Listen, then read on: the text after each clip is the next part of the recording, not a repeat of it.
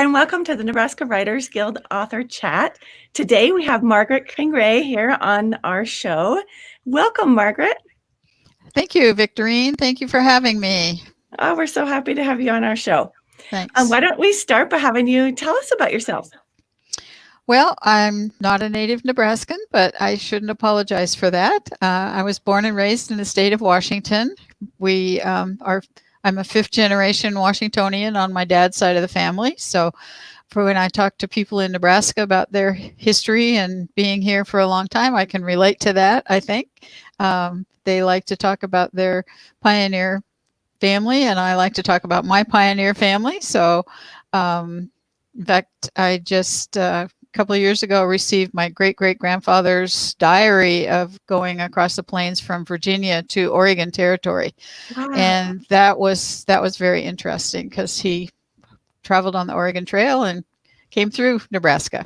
Oh, so wonderful. that was fun.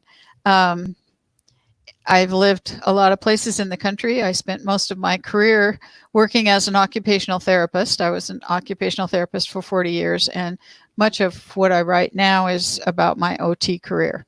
So wonderful. Kind of. So you write about that. Tell us all about what you write. So I've written one memoir about the 4 years that I spent in Alaska. I met my husband in Alaska, and then we moved to New Mexico. So that book I self-published because I felt like I was too old to find an editor and a publisher and an agent and all those kinds of good things. So now I'm writing more occupational therapy stories about different patients, and I use that. I just graduated from the MFAW program at UNO, so I used my patient stories as my thesis and writing about medical issues. So, congratulations on that! That's wonderful. Yeah, thank you. And I did it before I was 80. Awesome. That is so great. That was my goal. Do it before you're 80. That is awesome. So tell us about your books. You have a book about you in Alaska. That sounds interesting. Yes, and if I can get my cat off of my book, so Alaska Stories, a memoir, is about the 4 years that I spent in Alaska. It starts out with my living in Tacoma. My 19-year-old son is about ready to move out of the house, and I'm whining about my job and the fact that I felt like I'd never had an adventure. So I was divorced at that time, and I thought, you know what? I can't stand hot weather, so any place I would have an adventure would probably be north. And I had family that had gone to Alaska and then come back, and they would talk about how Alaska was such an interesting and unique place. So I thought, okay, well, I'll go to Alaska. So I asked my son if he wanted to go with me, and he said no. He wanted to stay in Tacoma, Washington with his friends and go to college. And so I said, okay, well, do you mind if I go? And he said, no, bye, Mom. And so I took off. I did not go out in the bush and build my own cabin. I ended up I had a job in Anchorage with the early intervention program as an occupational therapist. And then I also had a really good friend in Tacoma whose son was a medevac pilot, and he had a house in Anchorage that he rented rooms in because he never knew when he was going to be home and when he was going to be gone. So he liked to have somebody in his house all the time, and it turned out that there was a room that was available at his house. So the first year that I was up there, I rented a room from David McKay, who was the son of a friend of mine. And that I was only supposed to be there for a month or two, but because of the prices of apartments at that time and just the cost of living in Alaska was a real shock to me. Everything that you want practically has to be shipped up unless you're going to be shooting your own moose or whatever. And so I ended up staying at David's for a year before I moved out to my own apartment. Wow. And then I met my husband up there, Everett and I went to the same church, but we didn't really know one another because we went to the 8 o'clock service. And in the Episcopal Church, the 8 o'clock service people are known as God's frozen chosen because, well, that's what we called them anyway, because we go in, go to the Mass, and then we leave. So we don't do a lot of socializing with one another.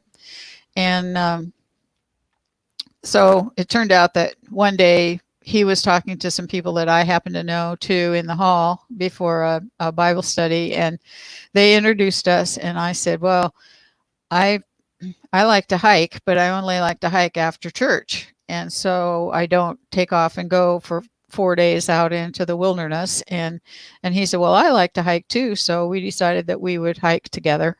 Nice. And that's all in the book. Nice. So, anyway. That's great. And is that the only book you have?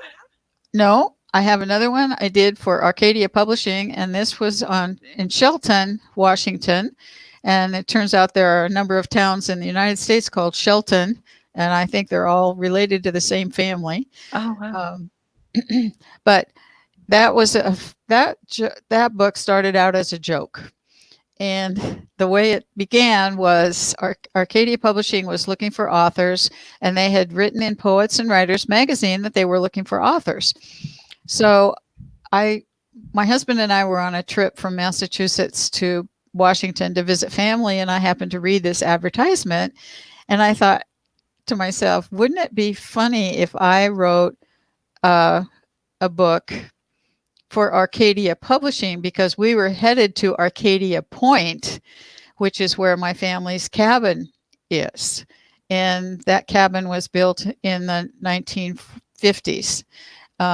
So I said, yeah, I could do a thing about Arcadia Point for Arcadia Publishing. And my husband goes, well, go for it. So I wrote to them, and they were interested, not so much in Arcadia Point, because mostly Arcadia Point now is all family homes living outside of the town of Shelton.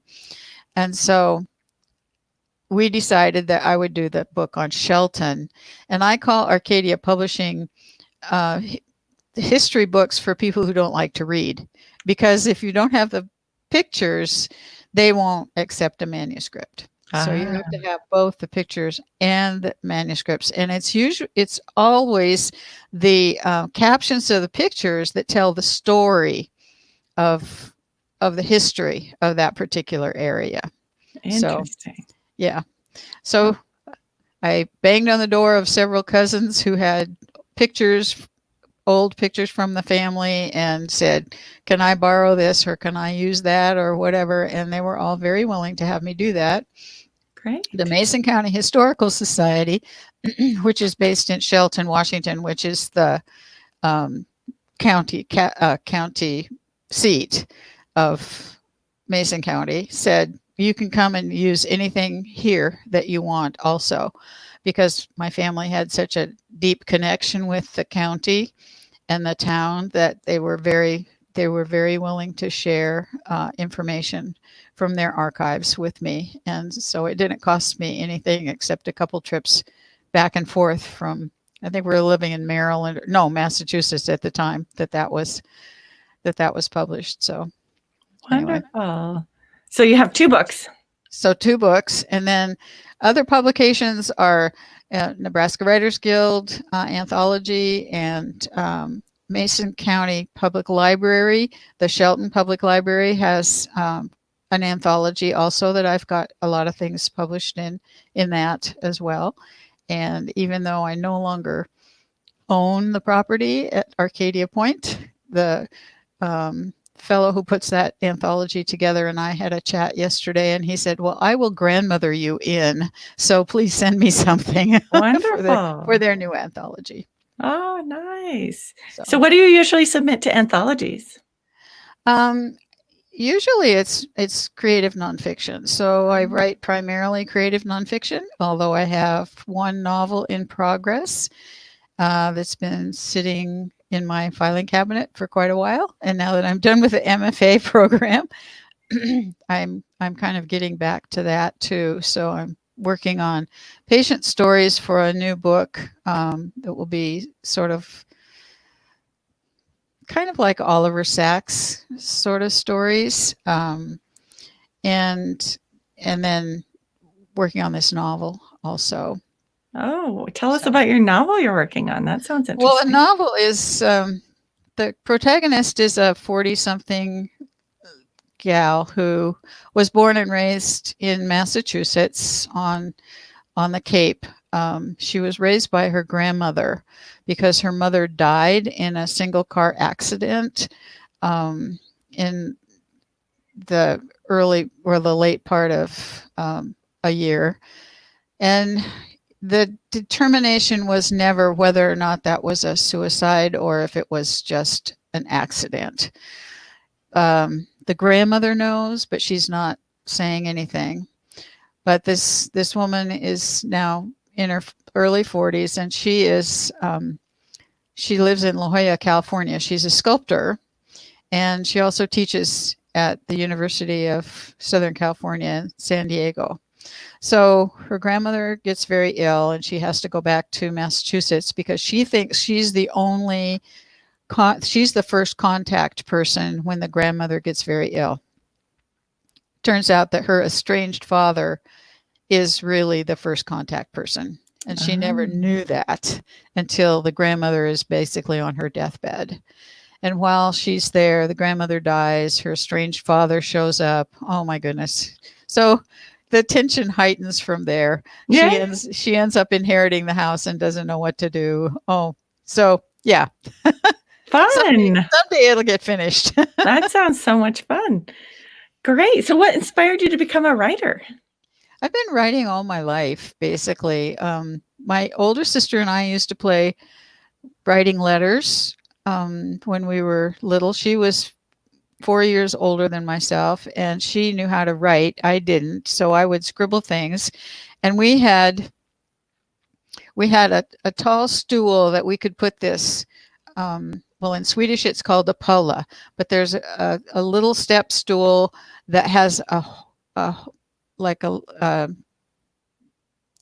hole in the center so that you can put your fingers down into this hole and lift the stool up. So we would put that pulla on top of the stool, and it would be like the slot of a mailbox. So we would pretend like we were writing letters, and we would mail them in the pulla. That is great. And then my mom would use that to start the fire in the fireplace. I love it. So those quote unquote letters never got anywhere, but they were still useful. And so yeah, I like to write for a long time, but and I also like to teach. So writing and teaching kind of go together, I think. Oh yeah, perfect. Yeah. So how long does it take you to write a book? Oh, forever. Like I say, I have these books that I'm working on, but they're not anywhere near finished yet. And I did hire an editor for the Patient Stories book, and I've had a couple of other readers for that book, and that's still in progress, but mostly it's revisions at this point in time, because you never write anything perfectly the very first time you write it. And it's taken me a long time to learn that, because I used to think, oh no, I can just knock out this paper and it's due tomorrow, right? And then when I was in school, right? That's kind of the way I wrote papers when I was in school. But to write fiction, I just felt like I never had a real good idea to write fiction. I didn't think I knew enough to write fiction. So a lot of stuff has been based on my own life. And I'm old enough now, so I feel like I've got something to say. Yes. Yeah. Wonderful. So where do you get the information for your books? Well, a lot of it's my own information, but the other thing is I've had to look up the legal stuff, like the handicap for accessible handicap stuff. I've looked up the laws through the congressional websites, and I've had to go back and it turns out that one of the places that I worked is no longer, they no longer have a clinic there. Braintree Hospital in Massachusetts is still a functioning hospital, but the clinic that I worked in is no longer there. It turns out that with this corona stuff, I was cleaning out my filing cabinet and I ran across a letter from the mother of one of my patients. And it turns out that that patient died of something that I didn't remember correctly. So I had to rewrite the end of that story also. And his mom was gracious enough, and she was still living in at the same address. So when I wrote her a letter and said, first of all, do you mind if I use his name, just first name only? And do you mind if I write this story? And I will change the ending because he did not die of pneumonia. He died of something else. And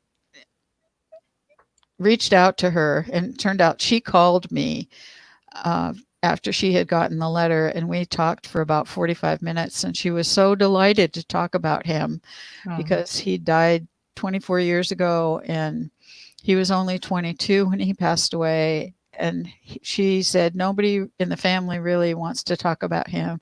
So it was just a real gift for her to get my letter and call me and talk about him. Nice. So that was a wonderful thing.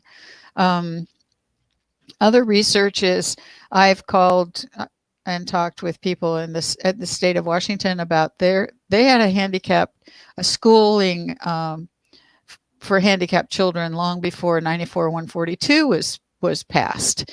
In fact, 94-142 was part of the example of law for handicapped children getting into the schools that was used by the federal government. So I talked with a fellow who's the head of the education department in the state of Washington and talked to him about that law. So I've had a lot of phone conversations getting information, and then trying not to look up on the internet, although I do look up on the internet some things, and then I try to verify that because there's so much misinformation on the internet. So I try to get at least two authentic people or information from some other places besides the internet. So yeah, that's good. Yeah. So what are you doing when you're not writing? I'm a knitter, and I'm teaching. A friend of mine and I are teaching two little girls in the neighborhood right now how to knit. They're 11 years old, and they wanted to learn how to knit. So my friend and I said we would help them learn how to knit. And other than that, don't do a whole lot. I do read some, but most of what I read too is nonfiction. So gone back to reading some old Russian authors, Dostoevsky and Solzhenitsyn, some of the authors that were writing during the real communist takeover of Russia. And I find that the depth that they get into is oftentimes much more interesting to me. For some reason, I just feel like, and a lot of what is written in this country is formulaic, and it's not that way with those earlier Russian authors. Interesting. So what is something that you've found during your research that you've found super interesting? Oh, I guess going back to Braintree, that company was bought by a fellow who, right at the time that I went to work for them at this clinic, he had purchased Braintree clinics and hospital, and that, I don't know if I should say the name of the company because I might get sued. Who knows? But I will say it was HealthSouth, And the fellow who started HealthSouth ended up using those clinics and the hospital as a way to bilk the government from a lot of money. And he was put in jail. It turned out that he was fraudulently submitting claims that should never have been submitted. And he's out of jail now, and he's doing inspirational talks. So, but Braintree is back being owned by reputable people, and they're not under the gun anymore for Medicare fraud. But I was working a lot during the time when there was a lot of Medicare fraud going on, and it wasn't just that particular company. There also, I had a job. One of my last jobs was working for a home health company, and they were ready to fire me because I would evaluate somebody and realize that this person didn't really need occupational therapy. So I would just write up a few notes and say the evaluation showed that they didn't need occupational therapy. Well, if you didn't treat somebody for 3 times after an evaluation, you weren't paid for the evaluation. And so the administrator of that home health agency was about ready to fire me. And I said, well, I don't need this job anyway. So I was ready to walk out the door. It turned out that they fired him, and I kept my job. And shortly after that, we moved anyway. So it didn't make any difference. But yeah. Anyway. Oh, my goodness. So when you were growing up, what did you want to be when you grew up? I wanted to be a teacher. My dad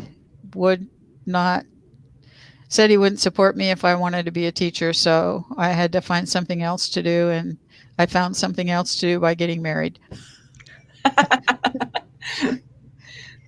That's great. Anyway, and I ended up putting that husband through graduate school. He was a chemist, and he got his doctorate at the University of Oregon in Eugene, Oregon. So I worked for the Lane County Public Health Department. So even though my dad did not want my feet in the public trough, as he said, I still had my feet in the public trough, but it was in the state of Oregon, not in the state of Washington. So that he didn't really complain. Interesting. So have you ever written anything that made you cry? Yes, I have. And it is in my novel. One of the things that was always a critique in the MFA program was, well, you don't get into the emotional stuff. But in my novel, Catherine, who is the protagonist, is sitting at her grandmother's bedside, and her dad is across on the other side of the bed, and there's this tension between the father and Catherine, because the father's been estranged since she was about 8 years old, and she's seen him but not really talked to him through her growing up years and her adult life. So there's this incredible tension, but they're both there because they love the grandmother, his mother, her grandmother. And she realizes that the grandmother's arms and hands are, they're very dry. So she gets some lotion and starts to put the lotion on her grandmother's arm. And then she hands the lotion to her father. And both of them are smoothing out the skin on the grandmother with this lotion. So they're doing something loving to the grandmother. For both of them are doing that. And that still brings tears to my eyes. Wonderful. To think that they're in that quiet space, not talking to each other, but sharing with each other that moment. And all you can hear is the pulsing of the oxygen machine as it rises and falls. If you've ever been around somebody with an oxygen machine, there's that thunk, thunk, thunk. And the grandmother is basically going to be dying within the next hour or so. Wow. Yeah, that's powerful. So how do you select names for your characters? They just kind of pop into my head, actually. Catherine is her name. I did not want it spelled with a K for some reason. It had to be spelled with a C. And again, maybe that goes back to my Russian story loving, where Catherine is spelled with a C when it's translated into English. And so the other characters, I've really kind of struggled. And I know that there are websites where you can go and you can see all these names and all that kind of thing. But it just seems more real to me to have them pop up into my head. So, great. Anyway. Well, would you like to read something for us? Sure. I'm going to read something from Alaska Stories because I don't want to hold up the pictures.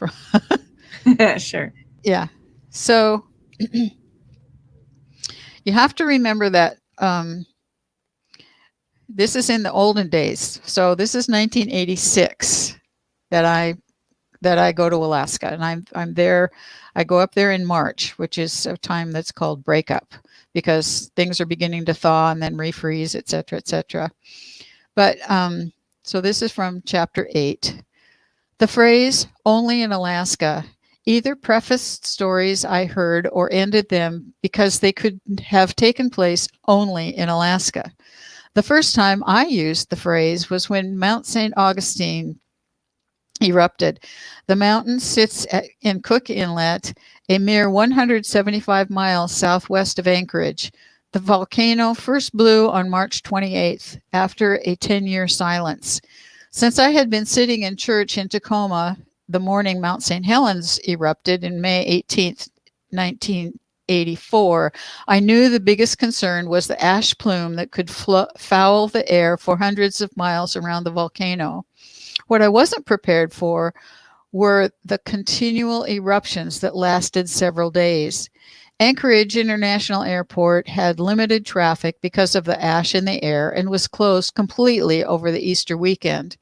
Since Anchorage was a major stop on the polar routes and the eruptions occurred over a holiday, there were a couple of hundred people stranded at the airport and others waiting to fly in from other towns. You just had to wait on the little volcano in Cook Inlet. Mother Nature had her own timetable. Several hours after the first eruption, Anchorage was put on a health alert because of the ash. However, the wind shifted away from the city and the alert was canceled. Towns along the Kenai Peninsula were not so lucky. Some were blanketed in ash. Then there was fear of a possible tsunami. If a tsunami developed, the town of Homer on the southwest end of the Kenai Peninsula, 50 miles from St. Augustine, would be wiped out. It was a tense Easter weekend. David, he's the friend of the friend, or the son of the friend that I lived with, was off Easter weekend, so at least he didn't have to try flying medical evacuations in ash-filled air. He was at the lake when his parents called, and I could assure them that he was fine. I had Easter dinner with Sally and her family at her grandmother's house. They were thoughtfully including me in their celebration to make me feel at home. Countries at the top of the world are in close proximity to each other, and the next event that brought that home, the Soviet Union had not collapsed yet, and we were still in the grips of the Cold War, with President Reagan referring to the Soviets as, quote, the evil empire, end quote. Just a few steps across the Bering Sea almost started World War III. John Weymouth A 33-year-old man from San Francisco decided to walk 2 miles across the frozen Arctic Ocean from Little Diomede Island on the Alaska side of the Iron Curtain to Big Diomede Island in the Soviet Union. The Russians started shooting at him. He kept walking toward them. The U.S. Army base at Fort Richardson, north of Anchorage, detected gunshots from Big Diomede Island, which were secretly reported to the Defense Department in Washington, D.C. Weymouth had been fired upon, but not killed. He spent a week or so on Big Diomede Island while the U.S. State Department and Soviets negotiated his return to the U.S. If it hadn't been for the fact that Michel Gorbachev started easing policies of strict isolationism when he took office in 1985, this incident could have had a different ending. Word of Weymouth's little walk and the subsequent negotiations leaked to the press and were great reading in the newspapers from Anchorage to New York. But where else in the world could a person just walk 2 miles and go from freedom of the United States to the secrecy and tyranny of the Soviet Union? Only in Alaska.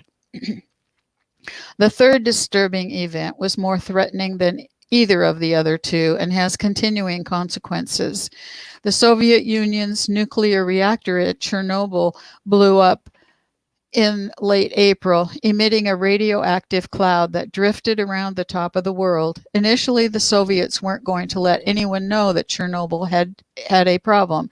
But when the Finnish government and the U.S. monitors detected increased radiation in the atmosphere, the Soviets had to admit their reactor had emitted radiation into the atmosphere at extreme levels. Because of the wind currents at the North Pole, the radioactive cloud moved from country to country, contaminating the newly growing grasses in the tundra and killing caribou and reindeer. It was especially serious because this was calving season as well. All the people north of the Arctic Circle were affected by radiation, and those in Lapland, Finland, and around Chernobyl continue to have high incidence of cancer from radiation. Those of us in Anchorage could be affected if the wind patterns were just right. Actually, we didn't get that much contamination in Anchorage, and a health alert was again canceled. But above the Arctic Circle, herds of reindeer were destroyed in Lapland, and over 100,000 people were reported to have immediate health problems. This was not like life in the lower 48 states. This was serious stuff, only in Alaska. Is that enough? Wow, that's perfect. That was really interesting. Thank you so much for reading for us. Yes, you're welcome. Thank you for asking. Yes. So where can people get your books? Well, they can get it at Barnes & Noble or Amazon. It's available not in audiobook, I'm afraid, but those are two places. So, and then they have a couple copies here in Omaha at, oh my goodness, I can't think of the name of the bookstore. It's independently owned bookstore that sells wonderful stuff, but great. Sorry, I should have had that. That's all right. No worries. Well, thank you so much for coming on the show with us, Margret. It's been great having you. Thank you for having me. Appreciate it. So. And next Thursday, we will have Paula Warner on the show. Paula is an author and an illustrator, so it'll be fun to talk to Paula. Oh, yeah, great. If anybody is liking these shows and wants to click subscribe on YouTube, you'll be notified when we have another show coming up. And we're so grateful that you guys stayed with us and watched the show today. And we'll see you again on Thursday. Great. Thank you, Victorine. I appreciate it. Thanks. Thank you so much. Watching. Bye.